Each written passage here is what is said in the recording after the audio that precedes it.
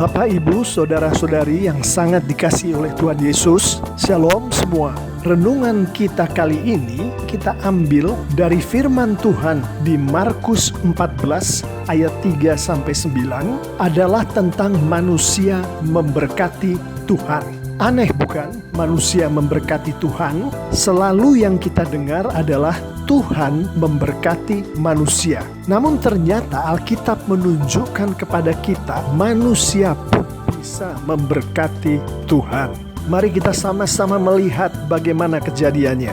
Di ayat ketiga firman Tuhan, ketika Yesus berada di Betania, di rumah Simon si kusta dan sedang duduk makan, datanglah seorang perempuan membawa suatu buli-buli tuala berisi minyak narwastu murni yang mahal harganya. Setelah dipecahkannya leher buli-buli itu, dicurahkannya minyak itu ke atas kepala Yesus. Kecuali Yesus yang adalah Tuhan, kedua orang lainnya yang disebutkan di dalam ayat 3 ini adalah manusia-manusia biasa. Simon, bukan hanya Simon orang biasa saja, tapi Simon karena penyakit kustanya justru adalah orang yang di dalam tanda kutip disingkirkan di dalam masyarakatnya. Dia dijauhi oleh orang-orang lain yang takut akan penyakit kustanya. Bahkan orang-orang pada waktu itu menganggap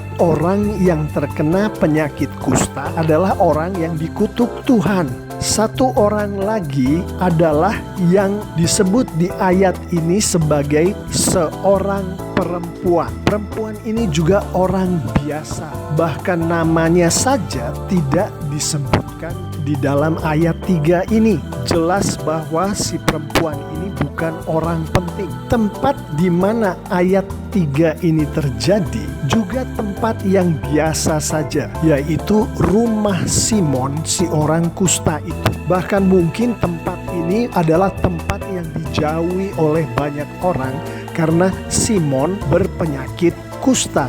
Juga peristiwa yang terjadi adalah peristiwa biasa saja, yaitu ketiga orang ini sedang makan. Jadi ini bukan acara khusus. Mari kita lihat apa yang terjadi di peristiwa makan ini. Firman Tuhan mengatakan perempuan itu membawa minyak narwastu. Minyak ini adalah minyak yang mahal. Kita bisa bayangkan dari antara minyak-minyakan dan rempah-rempah yang biasanya dipergunakan untuk tujuan mengurapi orang atau tamu ini, maka minyak narwastu yang dimiliki oleh perempuan itu adalah yang terbaik yang ada di kepemilikan si perempuan itu. Perempuan itu mencurahkan minyak narwastu tadi ke atas kepala Yesus. Perempuan itu mempersembahkan milik terbaik yang ada padanya. Dengan milik terbaik yang dia miliki, perempuan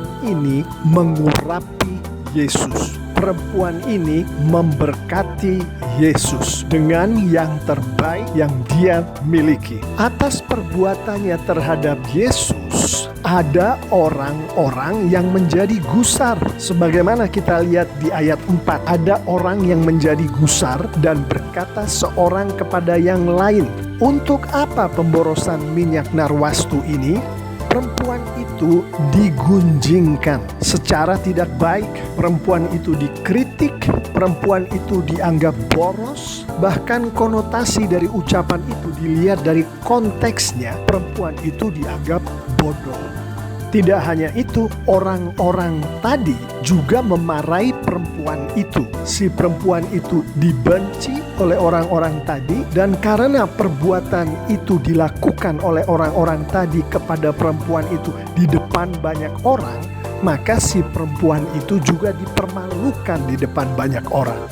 Bapak, Ibu, Saudara-saudari yang sangat dikasihi oleh Tuhan Yesus, pada saat kejadian ini terjadi, kita semua tahu bahwa tidak penting apa yang dikatakan oleh orang-orang banyak itu. Apapun juga yang mereka katakan tidak penting. Yang penting adalah apa yang Yesus katakan.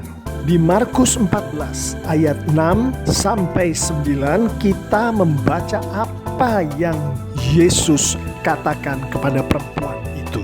Di ayat 6, tetapi Yesus berkata, biarkanlah dia. Mengapa kamu menyusahkan dia? Ia telah melakukan suatu perbuatan yang baik padaku. Tuhan Yesus sendiri berkata perempuan itu melakukan perbuatan yang baik. Kita tahu bahwa perempuan itu berkenan bagi Tuhan. Kita tahu bahwa perempuan itu memuliakan Tuhan.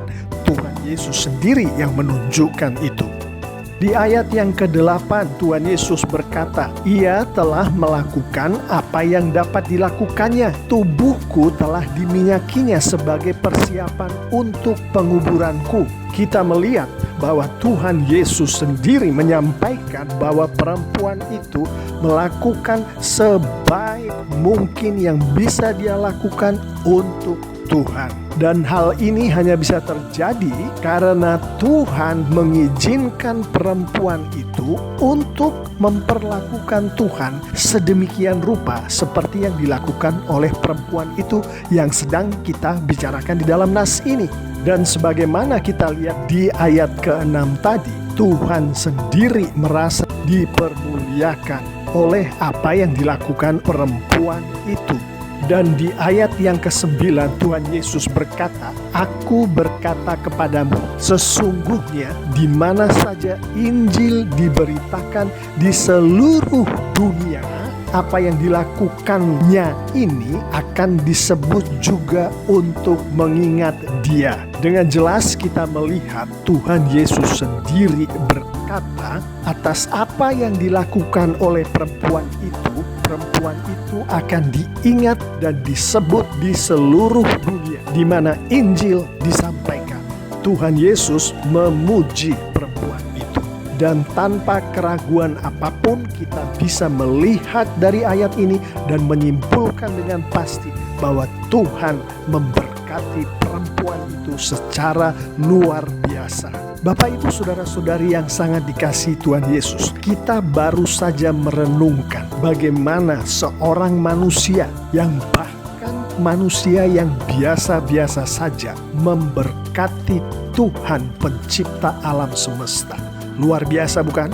Sekarang bagaimana kita menghidupi firman Tuhan ini sebagai anak-anak Tuhan yang sayang pada Tuhan dan disayangi oleh Tuhan, yaitu bagaimana kita akan menerapkan firman Tuhan ini di dalam kehidupan sehari-hari kita. Katakanlah saja Anda dan saya adalah orang-orang biasa yang memiliki kehidupan normal sehari-harinya, yang kita tahu bahwa sebagai anak-anak Tuhan setiap hari kita bertemu dengan Tuhan, termasuk kita bertemu dengan Tuhan pada peristiwa-peristiwa biasa yang terjadi di dalam kehidupan kita setiap hari. Renungan firman Tuhan kali ini menunjukkan kepada kita kapanpun, dimanapun Anda berada, yang mana Tuhan ada di situ, di setiap peristiwa yang Anda alami. Selalu bawalah yang terbaik yang Anda miliki. Baik itu waktu yang Anda miliki, baik itu penghasilan yang Anda miliki, baik itu keluarga yang Anda miliki, baik itu talenta yang Anda miliki, baik itu kesehatan yang Anda miliki. Anda persembahkanlah semua kepemilikan itu kepada Yesus. Anda perhatikan ini bahwa pada saat Anda mempersembahkan yang terbaik kepada Yesus, akan ada orang-orang yang menjadi gusar. Anda akan digunjingkan, bahkan dikritik. Anda akan dianggap bodoh, akan dikata-katai dengan hal-hal jelek yang lain. Anda akan dianggap sok suci, Anda akan dianggap naif.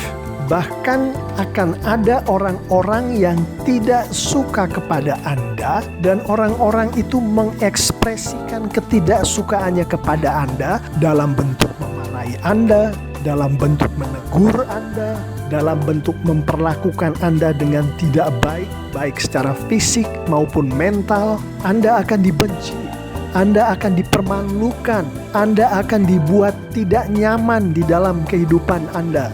Tapi firman Tuhan pada kali ini menunjukkan kepada kita semua bahwa semua itu yang dikatakan oleh orang-orang itu, yang dilakukan oleh orang-orang itu kepada kita tidak penting. Yang penting adalah apa yang Tuhan katakan.